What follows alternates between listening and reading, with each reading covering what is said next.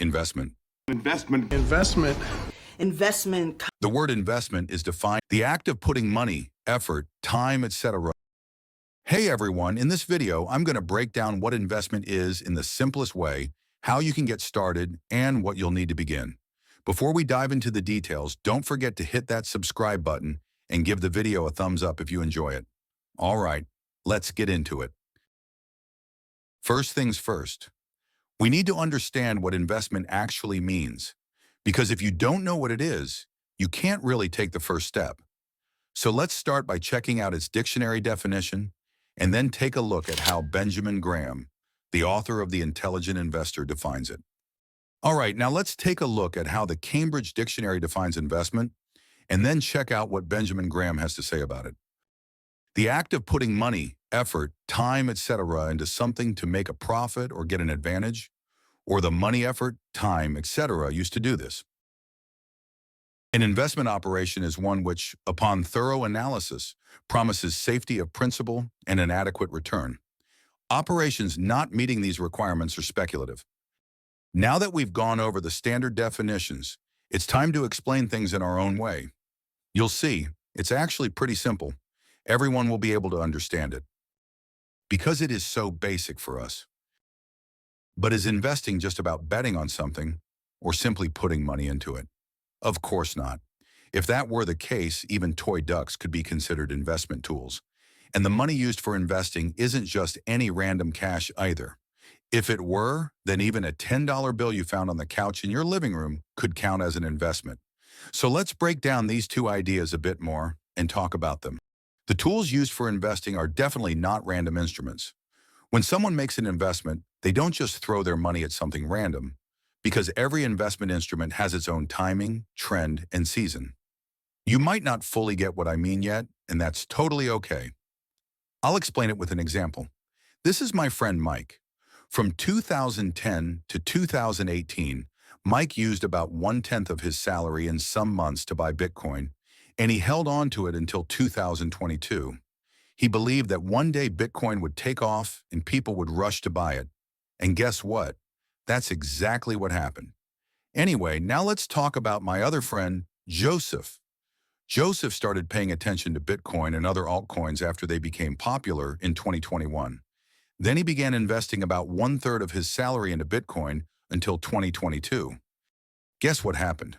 Shortly after Joseph bought Bitcoin, its value dropped significantly, and he lost a lot of money. Meanwhile, during that same time period, Mike made enough money to last him a lifetime. Both of them invested in the same thing, Bitcoin, but one ended up losing while the other made a huge profit. So how did that happen? It all comes down to what I mentioned earlier, investing at the right time. Mike bought Bitcoin when it was still cheap and held on to it. Then he sold it when the price went way up. Joseph, on the other hand, bought Bitcoin when it was already popular and expensive, and ended up selling it after it lost value and fell out of favor.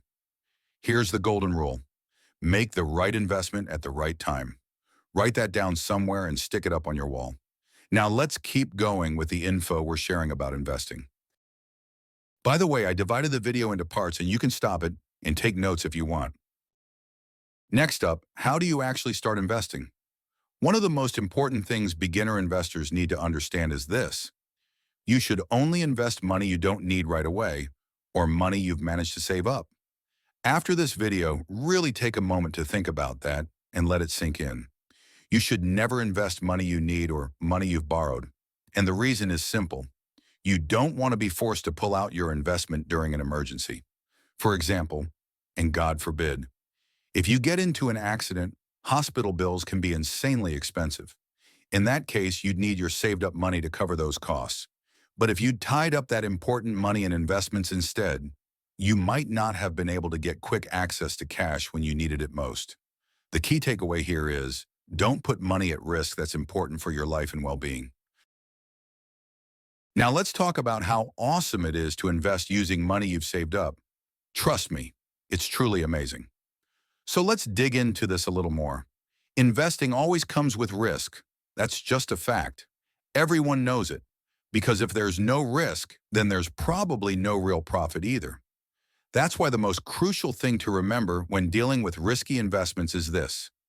Only invest money that you've saved, that you don't currently need, and that you can afford to risk. Why?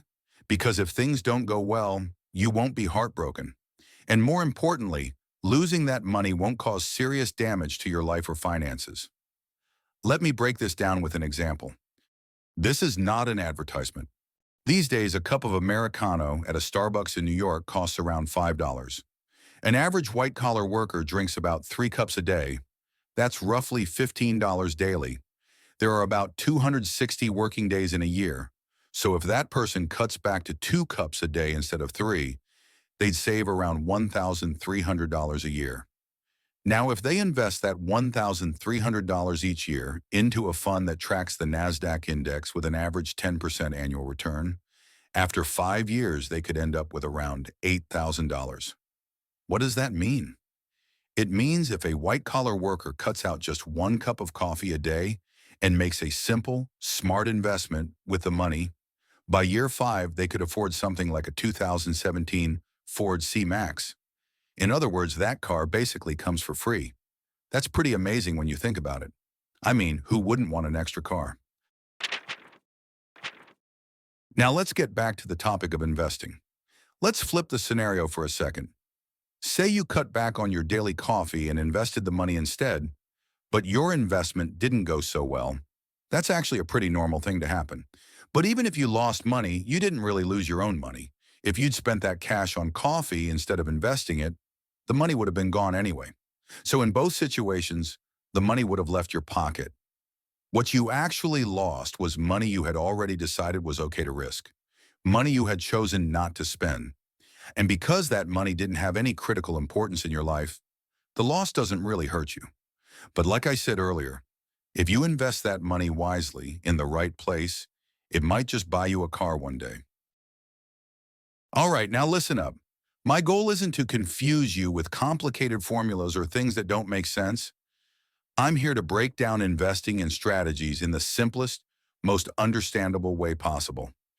If there's a topic you'd like me to cover, don't forget to drop a comment and let me know. Catch you next time.